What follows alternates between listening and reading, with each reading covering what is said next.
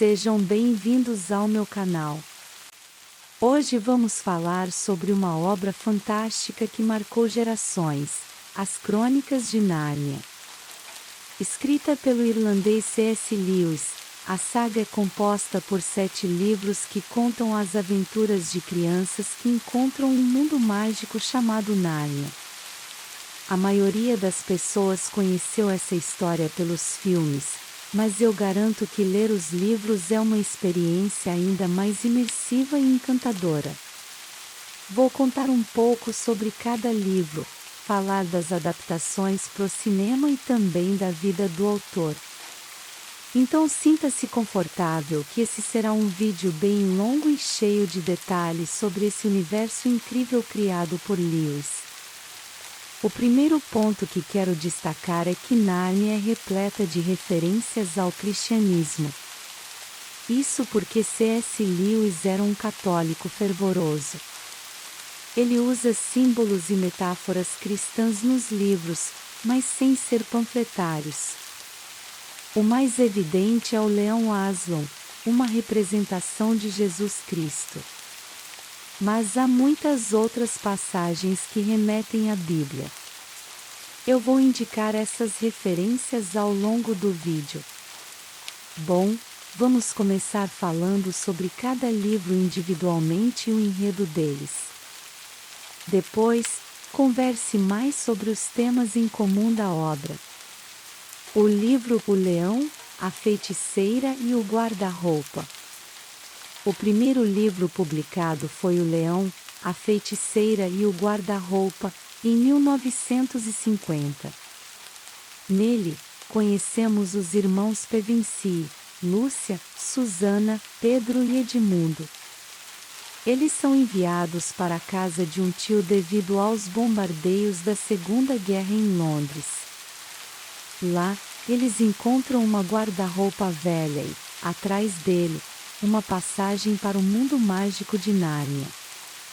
A primeira a cruzar é Lúcia, que faz amizade com o fauno Tumnus. Ele conta sobre a feiticeira branca, uma bruxa que castigou Nárnia num inverno de 100 anos. Quando Lúcia convence os irmãos a entrarem no guarda-roupa, eles descobrem que Tumnus sumiu. Então começa a missão de derrotar a feiticeira e encontrar Aslan, o grande leão, considerado o verdadeiro rei de Nárnia. Essa é uma pré-história do mundo mágico, onde ainda não havia humanos. O livro mostra como os irmãos Pevensie se tornaram os primeiros reis de Nárnia ao lado de Aslan. Um ponto interessante é que o próprio Lewis disse que inicialmente não surgiu em fazer uma série. Ele desenvolveu a história aos poucos. O livro O Leão, a Feiticeira e o Guarda-Roupa, adaptação. A primeira adaptação para o cinema saiu em 2005, num filme com o mesmo título do livro. Foi um sucesso absoluto de bilheteria. O longo impulsionou a popularidade da obra, até então pouco conhecida no Brasil. Eu mesmo só fui procurar ler por causa do filme, confesso. A trilha sonora é linda, os efeitos especiais maravilhosos e o elenco, impecável. Destaque para a feiticeira branca, vivida por Tilda Swinton. Simplesmente icônica esse personagem. Mas todos os atores principais são ótimos no longo. Vale dizer que o filme toma algumas liberdades criativas em relação ao livro. Algumas cenas foram cortadas ou modificadas. Mas no geral é bastante fiel à essência da história original. E mesmo depois de quase 20 anos, os efeitos especiais permanecem escondidos. A animação dos personagens fantásticos como o Sr. Tumnus, os castores e Aslan são muito realistas. Enfim, é um filme lindíssimo que eu recomendo muito mesmo para quem não leu o livro. Dá para apreciar perfeitamente a magia de Nárnia só observada. O livro Príncipe Caspian. O segundo livro publicado foi Príncipe Caspian, em 1951, ano seguinte ao primeiro. A história se passa 1300 anos depois do livro anterior. Desta vez, os protagonistas são Pedro e Susana Pevensie, que são magicamente transportados de volta para Nárnia. Eles descobrem que há muitos anos Nárnia está sob o comando de humanos que obrigaram as criaturas mágicas a viverem escondidas. O príncipe Caspian, herdeiro do trono, fugiu do castelo depois que seu tio tentou matá-lo para assumir o reino. Cabe a Pedro e Susana ajudá-lo a recuperar o trono. Nessa história já vemos relações de poder mais complexas em Nárnia. Não é mais só o bem contra o mal, mas disputas entre os próprios humanos. E Pedro e Susana precisam amadurecer e entender seu papel de líderes, muito diferente de quando eram apenas crianças. O livro Príncipe Caspian, adaptação. O filme Príncipe Caspian foi lançado em 2008. Novamente o elenco principal é o mesmo, o que dá continuidade à trilogia. Desta vez, o grande destaque visual vai para as criaturas mágicas, especialmente os minotauros e os anões. A animação deles é incrível. O filme teve uma recepção positiva da crítica e também foi bem nas bilheterias, mas não tanto quanto o primeiro. Mas a história mais madura e sombria caiu bem nessa segunda adaptação. É um filme mais voltado para o público jovem e adulto do que para crianças pequenas. Pedro e Susana parecem bem mais velhos, o que reforçam a passagem do tempo em Nárnia. E o conflito político pelo trono fica bem explorado. Enfim, é um filme que complementa o anterior e mostra o amadurecimento dos personagens. O livro A Viagem do Peregrino da Alvorada. O terceiro livro lançado foi A Viagem do Peregrino da Alvorada, em 1952. A história começa com Edmundo e Lúcia novamente retornando a Nárnia, onde se passou 3 anos no tempo real, mais décadas no tempo narniano. Eles embarcaram no navio peregrino da Alvorada junto com o príncipe Caspian, agora rei. O objetivo é navegar até o fim do mundo conhecido. Durante a viagem, eles encontram perigos mitológicos como sereias, um dragão e a ilha do dia do juízo final. Lúcia também é cortejada por um nobre, explorando novos dilemas da adolescência. É um livro mais introspectivo, onde os personagens amadurecem e questionam seus valores internos durante uma jornada. O livro A Viagem do Peregrino da Alvorada, adaptação. O filme desse livro também foi lançado em 2010. Dessa vez, o foco maior é uma aventura no mar, com cenários de tirar o fôlego. As cenas do navio navegando são lindíssimas. A animação do dragão Eustácio também ficou incrível, super realista. Mas parte da introspecção e do amadurecimento dos personagens se perde na adaptação. No livro, há alguns dilemas morais mais complexos que não aparecem no filme. De qualquer forma, é um filme divertido, que traz de volta o espírito mais leve de aventura do primeiro longa. E é um ponto final perfeito para encerrar a trilogia nas telas. Os efeitos especiais da saga como um todo foram revolucionários para a época. Marcaram história no cinema. O livro A Cadeira de Prata. Bom, esses foram os 3 primeiros livros, que ganharam adaptações para o cinema. Agora vou falar um pouco dos outros 4 livros, que infelizmente ainda não viraram filmes.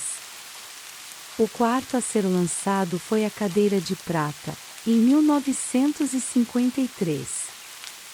Ele se passa na época dos pais dos Pevensie, antes deles nascerem. Os protagonistas são Polly e Diggory, vizinhos que acabam sendo transportados magicamente para um mundo estranho e vazio.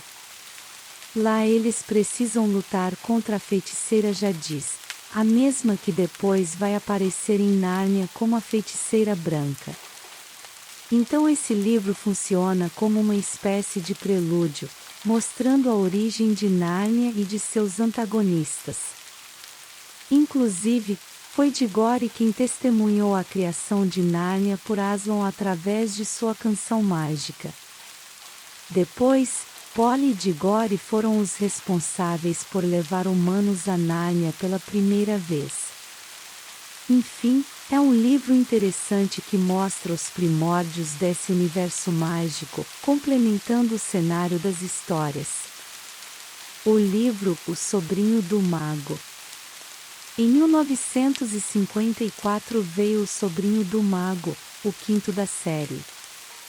A história começa na Inglaterra, onde vivem os irmãos Diggory e Polly, agora adultos e casados. Os sobrinhos deles, Lucy e Edmundo, estão passando as férias na casa do tio Diggory. Lá eles encontram os anéis mágicos que transportaram para Nárnia. Só que dessa vez Nárnia está bem diferente. Os protagonistas então embarcaram numa missão para salvar o mundo mágico e descobrir o que aconteceu. Esse livro foi resgatado o clima de mistério e fantasia do primeiro da série. É como se fechasse um ciclo mostrando o que aconteceu com os personagens originais anos depois. O livro O Cavalo e seu Menino. Em 1954 saiu também O Cavalo e seu Menino, o sexto livro. A história começa em Londres, onde vive Shasta, um menino criado em um ambiente abusivo. Certo dia, ele foge montado em Bree, um cavalo falante. Os dois acabam indo parar em Nárnia, onde uma nova aventura se inicia. Eles precisam alertar os habitantes sobre uma invasão que vem do país vizinho. Nesse livro, diferentes linhas narrativas convergem. Shasta encontra personagens importantes dos livros anteriores, sem saber. É um livro mais focado na jornada pessoal do protagonista, que precisa lidar com seus medos e inseguranças para cumprir seu destino heróico. O livro A Última Batalha. Por fim, o sétimo e último livro publicado foi A Última Batalha, em 1956. Como o nome indica, é o desfecho épico da saga. Tudo começa com um macaco chamado Shifty, que encontra uma pele de leão e tenta se passar por Aslan para manipular os narnianos. Isso desencadeia uma grande guerra que parece significar o fim dos tempos em Nárnia.